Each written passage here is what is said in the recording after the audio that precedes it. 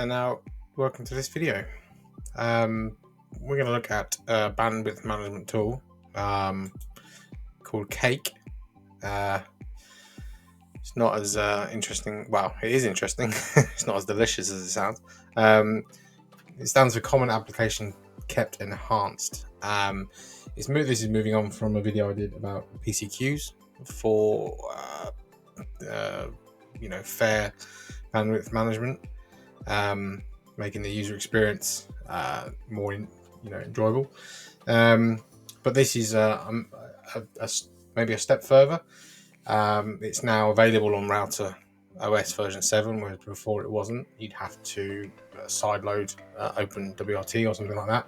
But now it's all built in, which is really handy. But basically, in simple terms, it controls and prioritizes the traffic. So in a busy road, if you like, the more sensitive of types of traffic, such as voice and video, those sort of UDP streams, won't get stuck, if you like, with the large amounts of, say, downloads or video, large files, which could then, buffer, jitter, cause all sorts of interference. Hopefully that makes sense.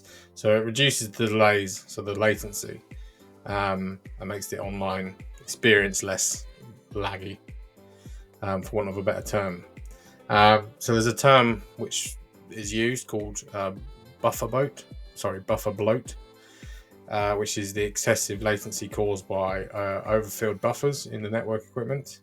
So when a network device receives device receives data faster than it can forward it, it temporarily stores that in a buffer. So buffering is necessary. That excessive buffering causes delays and poor performance. So for the more time-sensitive applications like gaming or voice over IP, VoIP, video conferencing, that sort of thing. So some key features within Cake is the bandwidth shaping, which enforces bandwidth to limit and prevent congestion. The per host fairness, so allocating bandwidth fairly among individual users and devices. The ACK, so the ACK, the acknowledgement filtering, so optimizes TCP traffic by reducing any redundant acknowledgement packets. And the simplified configuration, so it's very easy to use, very easy to set up, and it's so far, from what I can work out, very robust. So let's get into the configuration.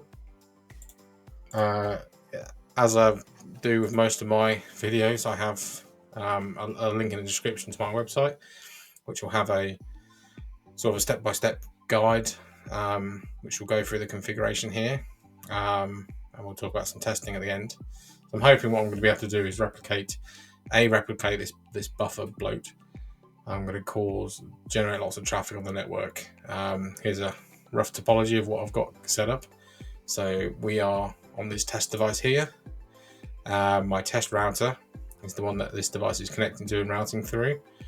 And then that is onward traffic is going to my development router, which goes off the internet. And hanging off my development router, I've also got a Linux server, which I'm going to be running as my iPerf server. So those that are not familiar, iPerf is a way of bandwidth testing. So what I'm going to do is simulate a download. So I'm going to be downloading traffic from my iPerf server through this router, and this is the router that we're going to set up with our Cake bandwidth management. And then we'll also download some large files. And then I've got this website which I found, which is internet speed testing for bufferbloat. Keep saying bufferbloat, not boat. And then the way that works, I'll go into more detail when we do it, but basically it will do a speed test. It will test the latency, any lag, if you like, on that line, and then it will run that test. And then if that lag increases, then it will determine that there is this bufferbloat. There we go. Right, so let's get set up.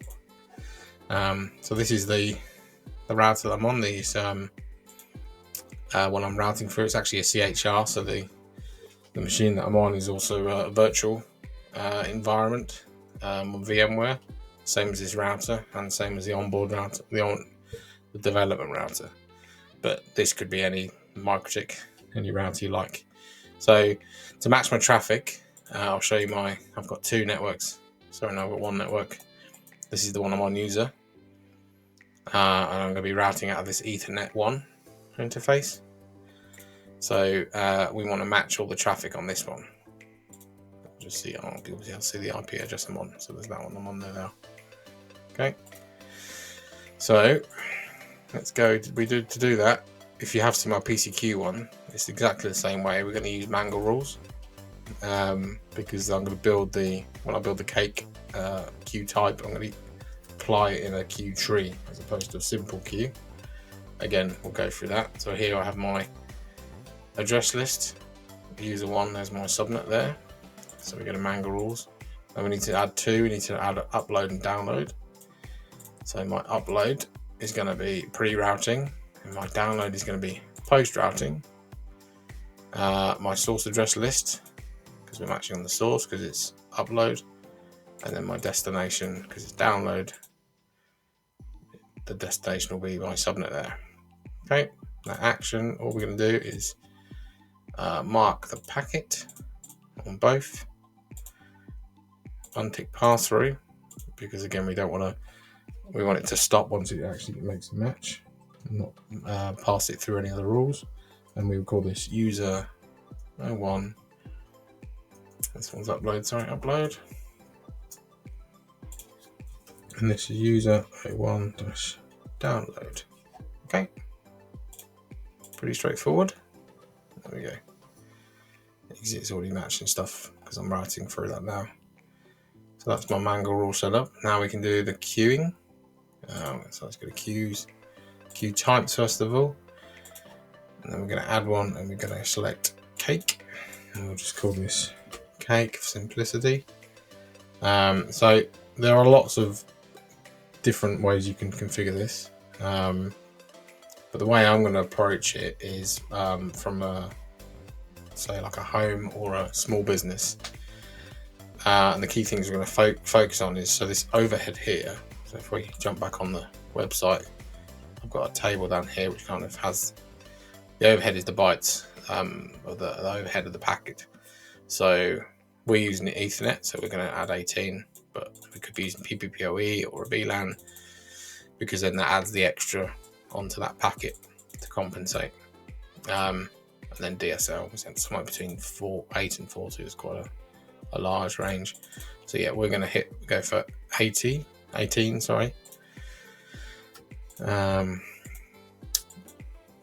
a bandwidth limit here, we're not going to set it in here. We're going to set that in the actual tree itself when we build that. So you can leave that one blank. The other thing we're going to set is, we're actually going to leave it as it's already set. This is diffserve 3. Now this is, so best effort basically treats all types of traffic the same. So we've got 3, 4, and 8. And again, if we head over to here, we've got these, basically the way it prioritizes the traffic. So the 3 is a fairly sort of a one step up from best effort. So it's basically bulk, best effort, and then voice. So it's basically going to prioritize voice over everything else. If we went the next one up, we would have then video and voice. So that's more if you've got a corporate environment where lots of, Teams, WebEx, Zoom calls are happening, as well as phone calls, and then all the other traffic. So at the end, it's prioritized as this set as 1, and then best effort. And then we also have that divserve 8 available as well, which is even more detailed. But again, if you check out the MikroTik's website, you'll go into a lot more detail for this, but I've just tried to keep it fairly, useful information, what I think is useful information. So, and then the other thing I'm going to do is this acknowledge filter, which I mentioned before, which it reduces those unnecessary acknowledgement packets. So hopefully speed the TCP traffic up. If you're familiar with the way TCP works and handshakes and such. And then to turn that on, we just select filter. We have this aggressive option, which is basically this on steroids. But again, for what we want, probably I would suggest filter is always the best way forward. Okay, so we will okay that. Now let's build our tree. So I'm going to build 2 lots of upload and download just for the demo, which hopefully they'll be able to replicate. So There we go, download, and we'll call that default. And this is going to be upload and default. Packet marks. This is where we use our Mangle rules. So we want download. We want upload. The upload is not really going to use because at the moment we're just going to test download in this example, but you know, it's still good to have. And then we're just going to use default small as the queue type in this one, and then we're going to give it a 25 meg. 25 meg. Okay. Another option we could do, which is available on all queues, is this burst. So we could add like a 50 meg burst rate if we had that bandwidth available, and for a period of time. So if you're aware, when you load up a video stream on Netflix or YouTube or something like that, you get a large amount of data and then it's buffered. So you kind of, if you ever watch the bandwidth, you watch a graph or anything, you'll see it sort of spikes and goes down and spike up and down, up and down. So it just gives you that first initial. There's also for like if you're loading a web page, nowadays there, lots of content on there, and it needs to load lots of graphics and stuff like that very quickly. But once it's loaded, you can then, there's minimal bandwidth then between the two. But again, we'll leave that out for this example. So we'll copy that. Now what I'll do is I will just open these up, and then I will just copy them. Okay, so new queue and new queue, we'll get rid of these ones. And now these ones we're going to call download dash cake, upload dash cake. Okay, and now this time queue type we're going to select our cake and cake. Cool, and then we can leave the rest as it is. So at the moment we're going to be using the cake ones are going to come first because it's put those in that order because they're alphabetically in order. But what we'll do is we'll just go ahead and select both of those and disable those. Okay, so download, all good. Right, let's do some testing. So, as I mentioned, I've got an iPerf server running on this address. This is routing through my router and then onto the development network. Basically, we're going to connect. This is the client, sorry. Going to connect to that IP address. I'm going to run it for 60 seconds. Sorry, 600 seconds. And then we're going to try and download 100 meg in reverse. So the reverse, so that if I didn't have the -r, sorry, that would be sending. But we're going to do it in reverse, so we'll run that now. Okay, it's running.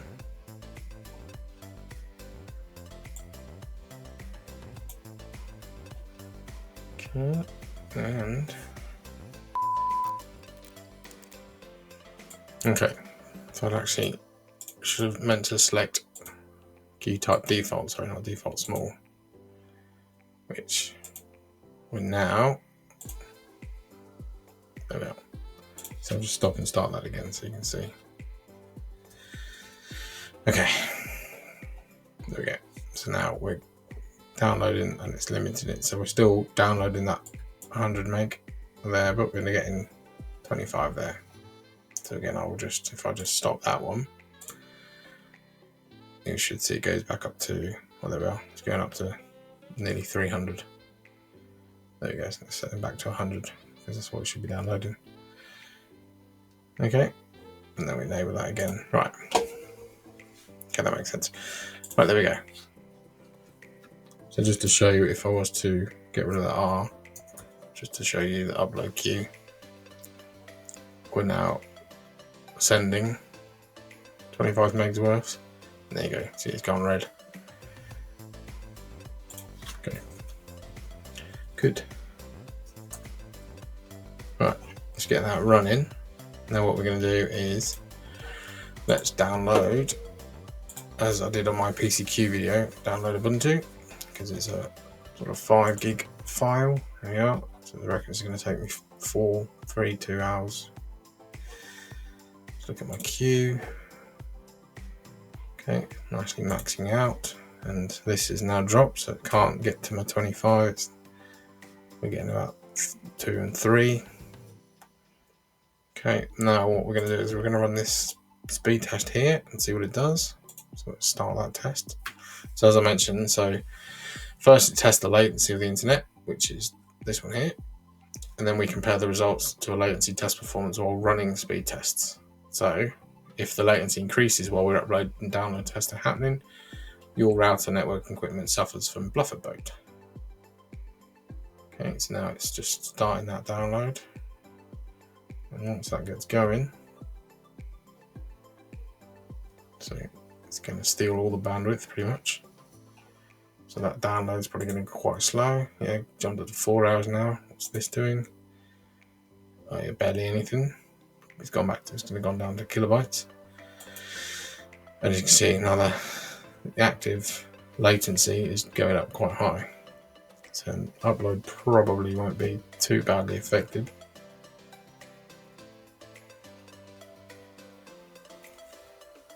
Well, maybe it is. Okay.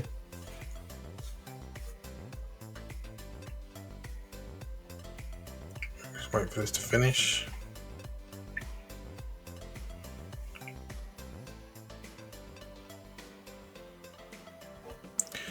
B. So the latency increased moderately under load.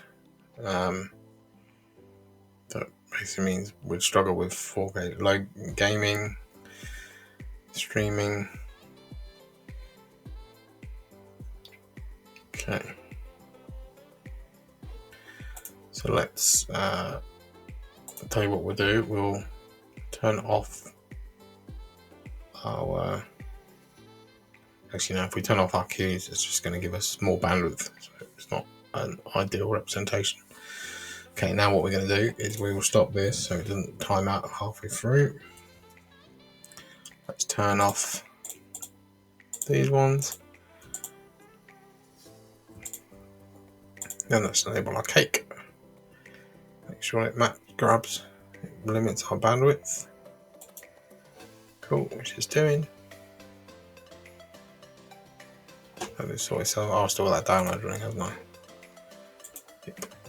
Okay. Well, so you can see that's already down to an hour with this running as well. So it's hopefully assigning the bandwidth a bit more fairly. And now we run this again and see what happens. I might just fast forward this bit and we'll get to the results at the end.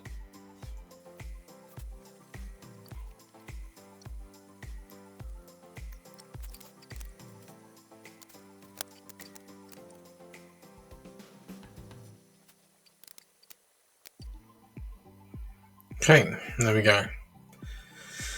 So I don't know why it got stuck halfway through, so I refreshed that page and then just run it again.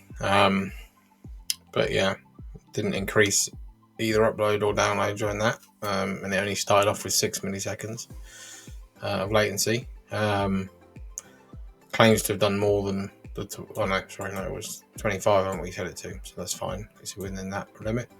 A+. So the only thing it's moaning about, well, not moaning, but saying we might struggle with is 4K streaming. But I think that's more to do with the bandwidth. So I think if we perhaps tested with more, we might get a better result on that. So yeah, hopefully that's somewhat useful. Again, it's often in these sort of environments it's hard to test sort of real world examples, but I'll show you that's enough to show that, you know, we put a bit of load through it on a normal queue. We like I did with the PCQ ones, I had 2 different PCs, one with and one without. I applied the different queue types and then the rerun. So I basically was downloading the Ubuntu file and then I reran the speed tests. And because the speed test and download were operating on different ports, that's how PCQ per port connection queues work. It was allowing basically more bandwidth through and giving a better experience, whereas we're still limiting each user to that 25 meg. However, we are hopefully supplying all the smarts to give it a better experience for the user. So it's dividing that bandwidth up and prioritizing stuff more efficiently. So, but yeah, please, this video was came from a suggestion off the back of that PCQ one. So if you do have any other ideas or suggestions for videos, or if there's anything you've tried, or you've tried one of my videos and something didn't quite work, please comment below. I aim to get back to everyone, and where possible I've so far managed to make all of the suggestions that were asked of me. So yeah, if not, I'll just say thanks for watching. Please like and subscribe. Means a lot when people do, and if not, check out their website in the description below to take you to lots of other tutorials and stuff like that. But if not, I'll see you on the next video. So thanks.